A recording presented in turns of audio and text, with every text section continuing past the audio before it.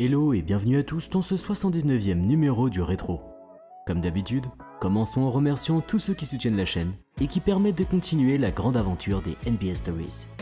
Si vous appréciez ce projet et que vous souhaitez apporter votre pierre à l'édifice, sachez que vous pouvez désormais offrir un tip directement depuis YouTube en cliquant sur le cœur sous cette vidéo. Même le plus minime soutien est grandement apprécié. Merci à tous. Cet épisode vous est présenté par le fidèle partenaire des NBA Stories, l'équipementier Hooper. La marque vous propose une toute nouvelle collection de maillots à l'effigie de villes françaises. Paris, Marseille et même Limoges, ces maillots sont magnifiques et feront grande impression sur les playgrounds de votre quartier. Faites plaisir à vous-même ou à vos proches sur le site hooperstore.fr. Et pour les prochaines semaines, profitez de 10% de réduction en utilisant le code promo LNS10. Atterrissons à Los Angeles en 1989. Les rues de la Cité des Anges étaient bien plus calmes ce soir-là, car un événement majeur prenait place. En cette nuit du 13 juin 1989, se jouait la 4e rencontre des finales NBA. Les finales NBA. Les Los Angeles Lakers les avaient connues 7 fois dans la décennie, pour 5 titres gagnés. Mais cette épopée magnifique prit fin en 1989. Le 13 juin de cette année-là est une date marquante dans l'histoire de la NBA.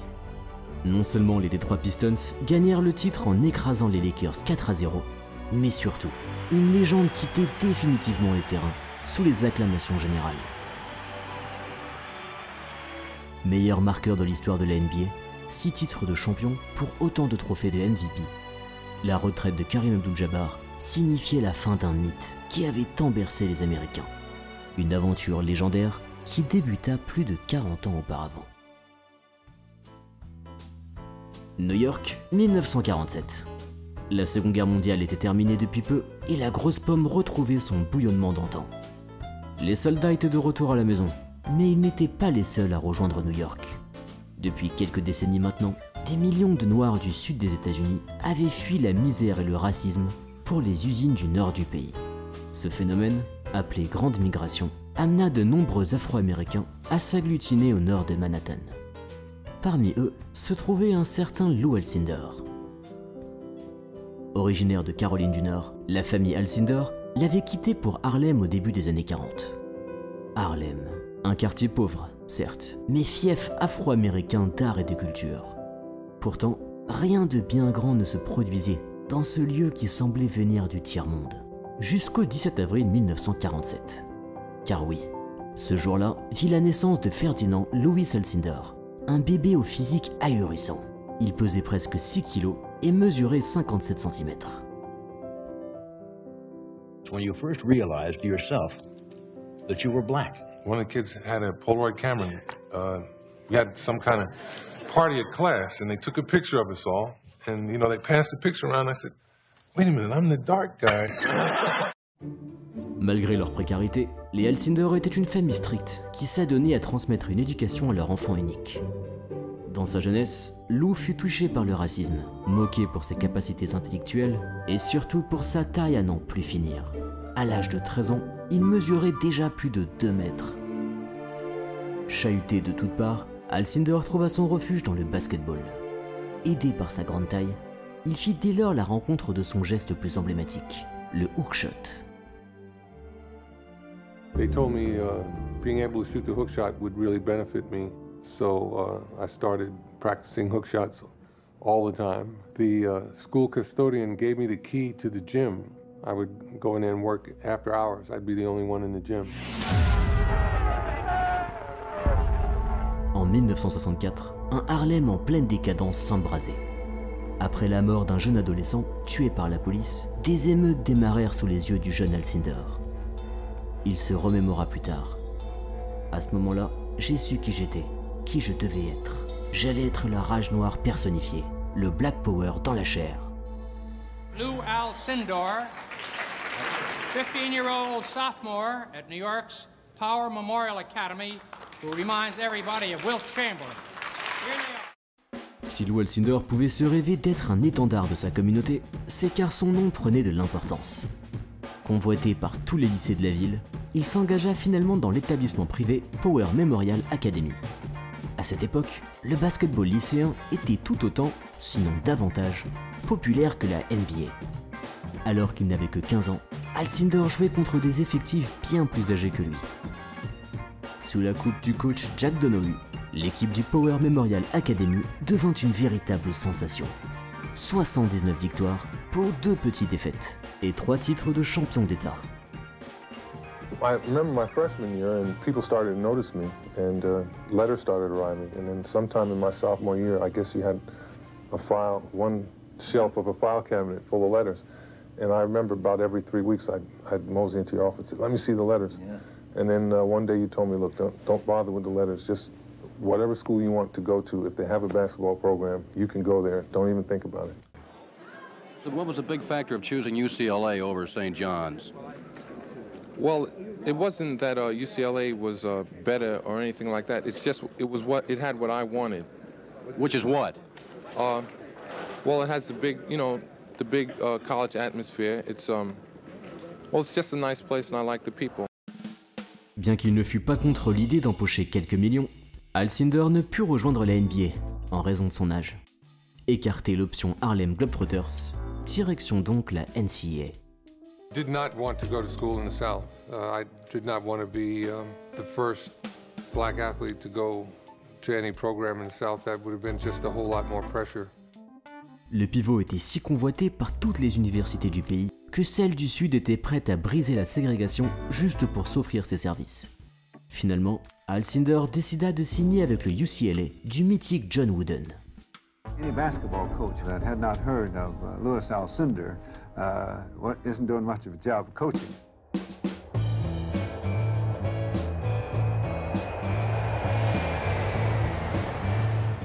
Exit la grisaille de New York, bienvenue sous le soleil de Californie. C'est donc en 1965 que Lou Alcindor atterrit à Los Angeles pour écrire l'une des plus belles pages de l'histoire du basketball. Loin de son cocon familial pour la première fois, le pivot plongea dans une Amérique en quête d'excentricité. Mais, en raison des règles universitaires de l'époque, Alcindor n'avait pas le droit de jouer en équipe première à son âge. Pourtant, son équipe B ne se pria pas pour battre les titulaires lors de matchs d'exhibition. S'il fallait encore en être convaincu, Lou Alcindor n'était pas un joueur comme les autres. Many a promising young man comes to Hollywood hoping to become a star. Very few make it. But here's one who at the age of 19 and barely a year out of high school has made it and made it big. But then everything about this young man is big. His name is Lou Alcindor. He's 7 feet 1 3/8 inches tall. 1966. Sport Illustrated présente en couverture Lou Alcindor. Un fait rarissime pour celui qui n'avait pas joué un seul match officiel avec son équipe. C'est le début de la Alcindor Mania. Plongeons donc dans le contexte de cette époque. Du haut de ses 2,18 m, le pivot était tout simplement inarrêtable. Il n'y avait rien eu de semblable à Lou Alcindor dans l'histoire du basketball universitaire.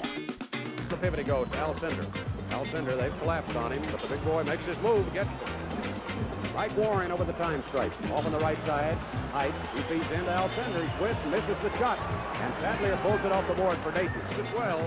UCLA leading. And with the ball. Here's Height driving to the baseline. Passes into Alcindor. Alcindor moving to the basket. Puts it up. He's got it.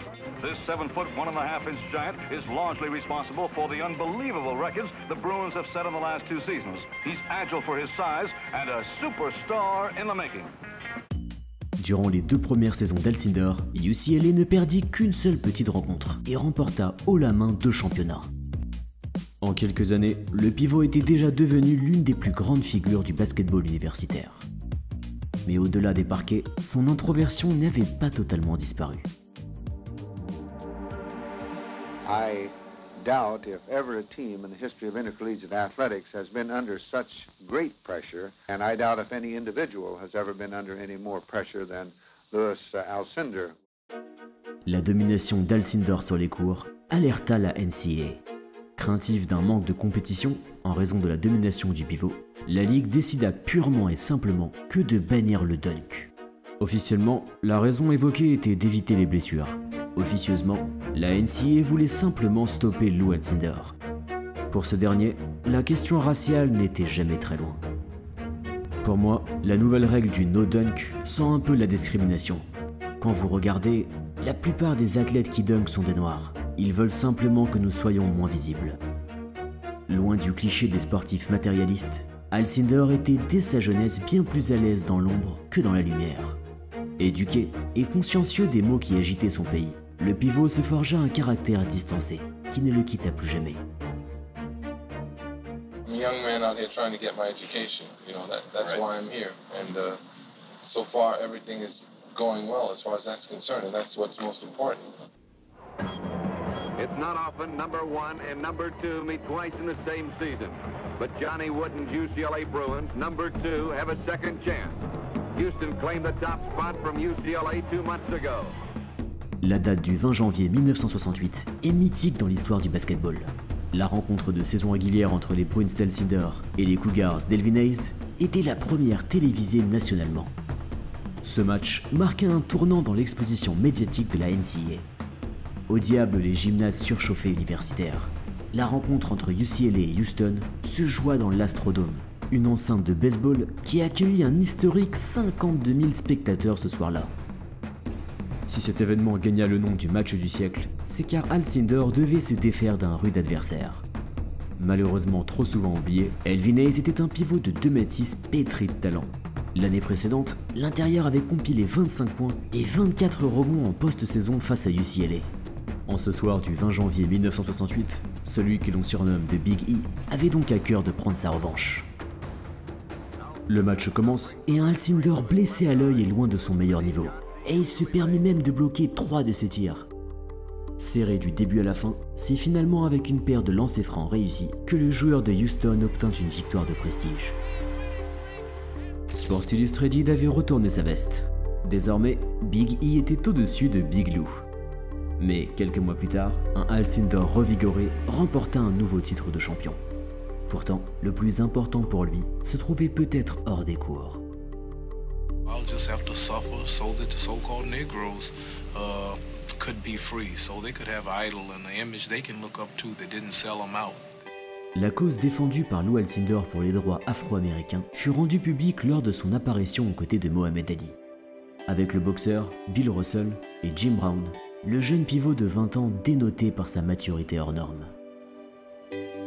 If you're in a racist society and you're being discriminated against, it's up to you to do something for yourself. He was somebody that we admired. He was somebody that set an example of the fact that you know, if we're going to have any change in our country, we have to have the courage and determination to go out there and deal with it. En 1969, Alcindor célébrait son 3e titre consécutif. L'enfant des rues du nord de Manhattan était désormais devenu l'un des athlètes les plus victorieux de son sport. Mais c'est peut-être intérieurement que le plus grand changement se produisit. Dès 1968, Lou Alcindor se convertit à l'islam sunnite en changeant son nom pour Karim Abdul-Jabbar. Ce n'est toutefois qu'en 1971 que cette nouvelle appellation fut rendue publique. Quittant UCLA comme son recordman dans pratiquement toutes les catégories, il était maintenant temps pour Karim Abdul-Jabbar de sauter le grand pas.